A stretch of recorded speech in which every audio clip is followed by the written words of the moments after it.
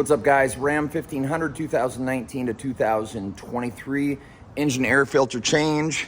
You're gonna need your filter, drill, a sleeve, and a 10 millimeter hex.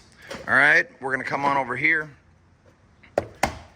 There is your engine air filter, your air box, and there's gonna be 1, 2, 3, 4, 5, 6 of these hex screws.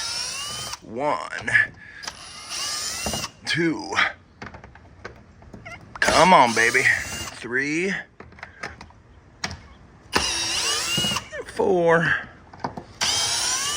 5, and come on, baby. 6. Easy peasy, no edits. There's your air box open. There's your old filter. Just pull this guy out. You don't have to be a rocket surgeon. Throw him away. Plop your new one in there. Come on, baby. Come on, baby. Sound a little bit like, let's see here. There we go. All right.